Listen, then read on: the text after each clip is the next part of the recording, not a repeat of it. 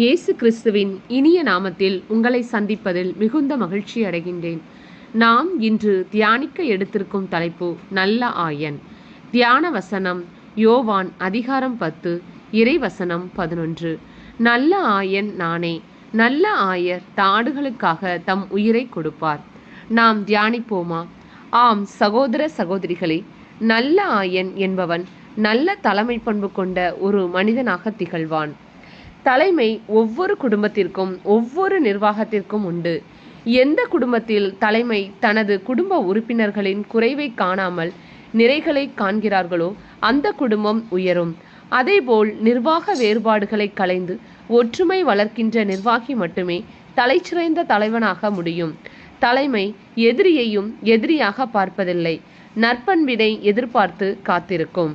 எனவேதான் இயேசு மிகச்சிறந்த தலைவராக நல்ல ஆயனாக திகழ்ந்தார். அவர் பாரபட்சமின்றி அனைத்து உயிர்களையும் நேசித்தார். உண்மையும் நீதியும் அவரில் வெளிப்பட்டன. எனவேதான் இந்த உலகத்தில் அவருக்கு நிகரான ஒரு தெய்வத்தை காண முடியாது. எனவேதான் கடவுள் சாலமோனுக்கு வழங்கிய ஞானத்தின் பொருட்டு அவர் தம் அரசவையை நீதியோடு தீர்ப்பு வழங்க முடிந்தது. எனவே நாம் நம் இறைவனின் துணை கொண்டு செயல்படும் போது நாம் அவரின் சாயலாக பிரதிபலிக்கின்றோம். தலைமை பண்பு மனிதனின் தலையாய பண்பு. இது உண்மையில் உருப்பெற்றெழுந்தால் உலகம் அழகு பெறும். ஒரு அரசனுக்கு வாரிசு இல்லை.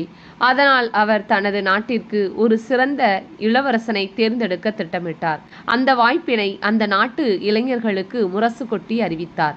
ஒரு குறிப்பிட்ட நாளில் ஆயிரக்கணக்கான இளைஞர்கள் அரண்மனையின் முன் திரண்டனர். அவர்களிடம் போட்டி ஒன்றினை மன்னர் அறிவித்தார். அனைவருக்கும் விதை ஒன்று வழங்கப்படும். அந்த விதையை யார் ஒருவர் 3 மாதத்தில் நன்கு வளர்த்து செடியாக்குகிறார்களோ அவர்தாம் இந்த நாட்டின் இளவரசர் என்று அறிவித்தார். 3 மாதம் நிறைவடைந்தது. ஆயிரக்கணக்கான இளைஞர்களும் கைகளில் தொட்டிகளோடு வந்திருந்தனர். எல்லாருடைய தொட்டியிலும் வளர்ந்த செடிகள் இருந்தன. ஒரே ஒரு இளைஞன் தொட்டியில் மட்டும் செடியே இல்லை. அவர் நட்ட விதை முளைக்கவில்லை என்று கூறினார். அவரை மன்னர் மேடைக்கு அழைத்தார். எல்லாரும் அவரை பார்த்து ஏளனமாய் சிரித்தார்கள். ஒரு விதையை வளர்க்க தெரியவில்லை என்பதை கூட அவனுக்கு பிழைக்க தெரியவில்லை என்று அர்த்தம் அந்த சிரிப்பில் தெரிந்தது. மன்னர் அவரை அரியாசனத்தின் அருகே வரவழைத்து, இளைஞர்களே, இவர்தான் இந்த நாட்டின் எதிர்கால அரசர், இன்று நம் இளவரசர். ஏனென்றால் நான் உங்களிடம் கொடுத்தது அவித்த விதைகள். அஃது எதுவுமே முளைக்காது. ஆனால் நீங்கள் எல்லாரும் விதை முளைக்கவில்லை என்று தெரிந்தும் பதவிக்கு ஆசைப்பட்டு நேர்மையற்ற விதையினை நட்டு அழகற்ற எண்ணங்களை செடியாக வளர்த்து வந்துள்ளீர்கள். மனத்தில் உண்மையான, செயலில் நேர்மையான இவ்விளைஞனை நாட்டுக்கு தலைமை ஏற்க தகுதியானவர் என்றார். உண்மையான தலைமை என்றும் உயர்ந்து நிற்கும். தலைமை உண்மையின் உருவாய் இருக்க வேண்டும் என்கிறார்கள். எனவே நாம் அவர் காட்டிய நெறியில் நடந்து உண்மையையும் நீதியையும் மேற்கொள்ளும் போது நாம் நம் குடும்பத்திலும் சமுதாயத்திலும் உயர்ந்த இடத்தை அடைவோம். இயேசுவை சாட்சியாய் நம் வாழ்க்கையில் பிரதிபலிப்போம். நாம் ஜெபிப்போமா?